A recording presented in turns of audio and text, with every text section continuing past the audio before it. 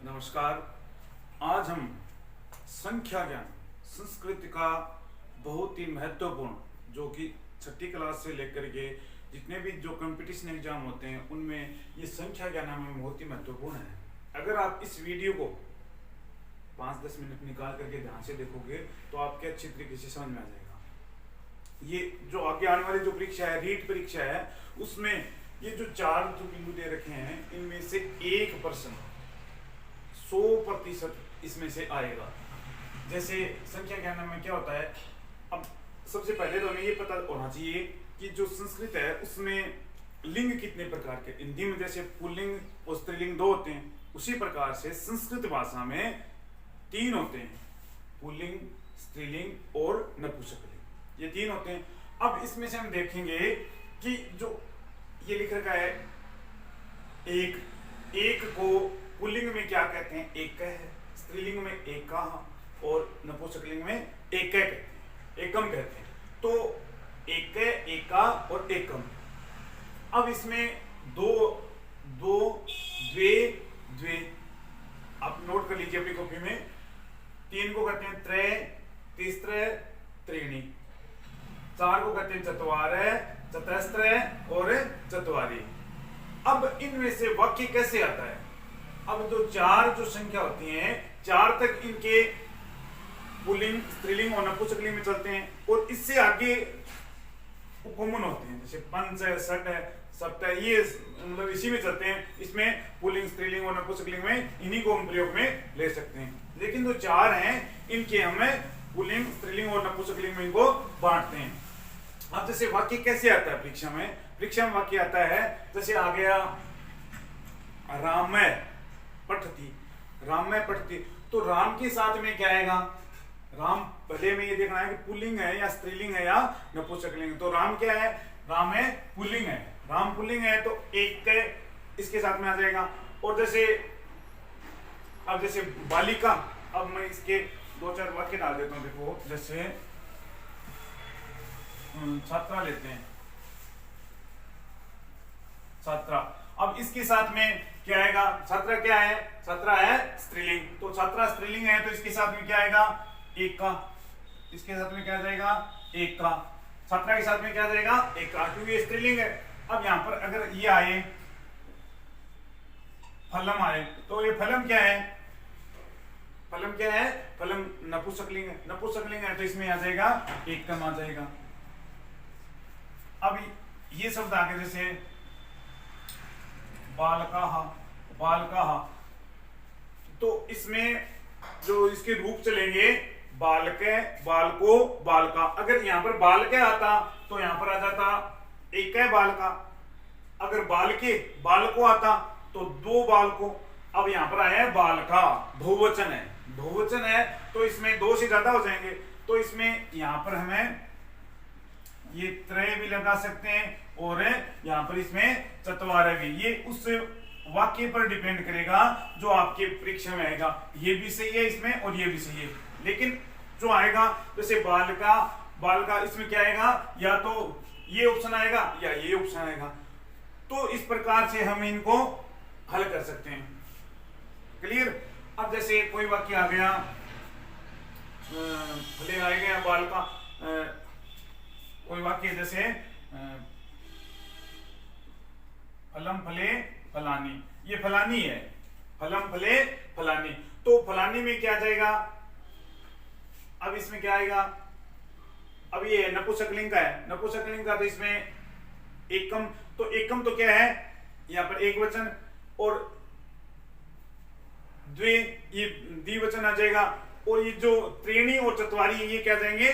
बहुवचन आ जाएंगे। तो इसमें या तो त्रीणी आएगा या फिर चत्वारी आएगा, त्रीणी या चत्वारी ये लिखेंगे। तो इसमें से आपके एक प्रश्न मुख्य रूप मतलब 100% आएगा अगर आप इनको ये पहचानते हो कि पुल्लिंग वाला कौन सा और स्त्रीलिंग वाला कौन सा है और नपुंसकलिंग में क्या आएगा, तो इसको आप क्लियर कर सकते हो। जैसे होता है, जैसे सीते पठते सीते पठते। तो सीते क्या है? सीता, सीते, सीता। तो सीते क्या है? द्विवचन है। तो द्विवचन के साथ में क्या लगता है? द्विवचन में साथ में क्या लगेगा? अगर सीता होता तो एका लग जाता, और सीते हैं तो द्वे लगेगा। क्या लग जाएगा इसमें? द्वे, क्योंकि ये किसका है? स्त्रीलिंग का है। तो यहां पर क्या आ जाएगा? द्वे सीते पठते। अब सीता, सीते, सीता और आगे विसर्ग लगता तो क्या हो जाएगा? तीसरे या चतस्त्र। इस प्रकार से ये हो जाएगा। तो अब आगे देखो आप है, ये तो हो गया। अब इसमें आगे हम ये देखते हैं कि अब जो दे रखा है ये 5 को क्या कहते हैं? पंच। 6 को षड या सट बोलते हैं। 7 को सप्त। 8 को अष्ट। 9 को नव बोलते हैं। 10 को दस हो गया। 11 को एकादश है। 12 को द्वादश है। त्रयोदश है। 13 को त्रयोदश बोलते हैं। 14 को चतुर्दश है। 15 को पंचदश है। 16 को षोडश है और 17 को सप्तदश है। 18 अष्टादश। 19 एकोनविंशति, यानी एकोनविंशति, 20 में से एक कम, एकोनविंशति।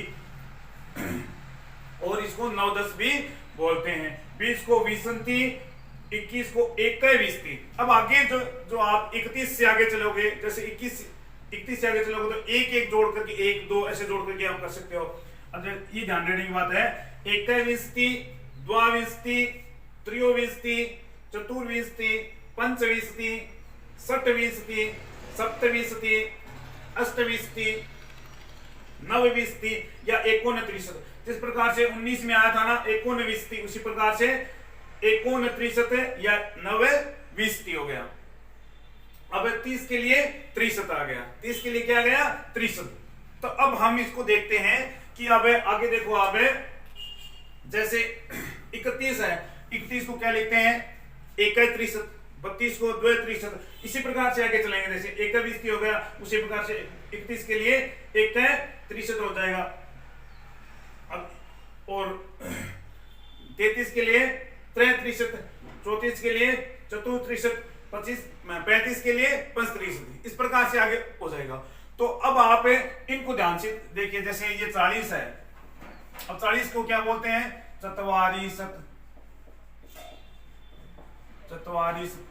अब 41 के लिए क्या बोलेंगे? एक चत्वारिश, द्वय चत्वारिश, त्रय चत्वारिश, पंचत्वारिश। इस प्रकार से हो जाएंगे।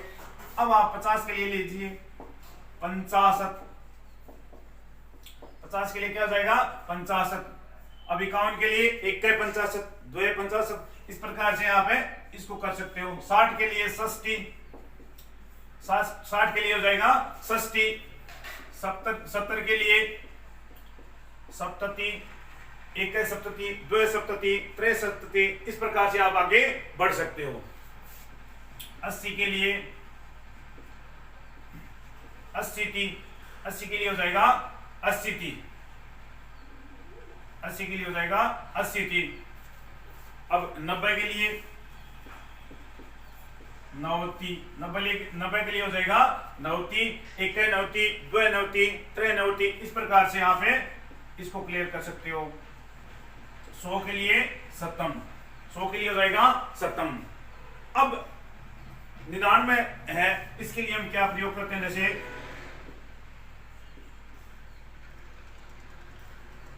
एकोनशतम, ये हो जाएगा एकोनशतम। इसके लिए क्या हो जाएगा? एकोनशतम या फिर नवनवति भी बोल सकते हैं उसको। अब इससे आगे जैसे 101 आ गया, 101 आ गया, उसको हम किस प्रकार से करते हैं? देखो, एकाधिक, एकाधिक शतम, एकाधिक शतम। ये हो जाएगा एक ज्यादा है 100 से, तो एकाधिक शतम। तो ये हमारी जो संख्या है ये कंप्लीट हो गई। इस प्रकार से कैसे हो गई? जैसे हमें अगर ये 4, तो इनको तो एक वचन, द्विवचन, बहुवचन में या स्त्रीलिंग, पुल्लिंग और नपुंसकलिंग में करना है इनको। ये तो हो गया इस प्रकार से। अब हम 4 से आगे, जैसे 5 से लेकर के 20 तक हमारी सीधी हो गई। अब इनको हमें पढ़ना। जैसे मुख्य बात यह है कि आपको 20 तक जो संख्या ज्ञान है होना चाहिए। 20 तक अगर हमें संख्या ज्ञान है तो हम आगे इनको क्लियर कर सकते हैं, आसानी से आप इसको क्लियर कर सकते हैं। तो ये जो चार सबसे पहले दे रखेंगे, ये छठी क्लास से लेकर के जितने भी कंपटीशन एग्जाम होते हैं उसमें ये बहुत ही महत्वपूर्ण टॉपिक है। ये कम से कम 2 नंबर का ये प्रश्न आता है। तो रीट में जो आगे आने वाली जो रीट की परीक्षा है उसमें आपके 100% ये प्रश्न आएगा। अब इसमें आपको ये ध्यान होना चाहिए कि ये पुल्लिंग का है, स्त्रीलिंग का है या नपुंसकलिंग का, ये इतना आपको क्लियर होना चाहिए। जैसे कोई शब्द आ गया मक्षिका आ गया, जैसे शब्द आ गया मक्षिका, तो मक्षिका कोई होता है तो उसको हम कैसे करते हैं, देखिए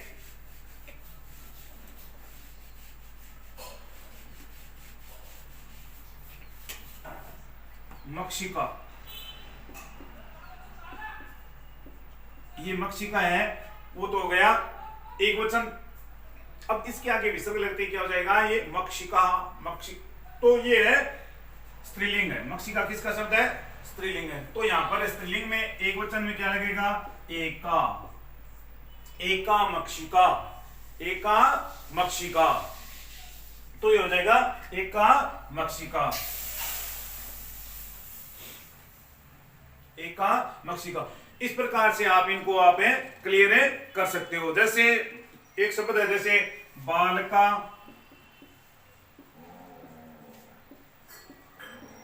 पठंती, बालका पठंती, तो इसमें ये दे दिया वाक्य में, जैसे बालका पठंती, त्रे,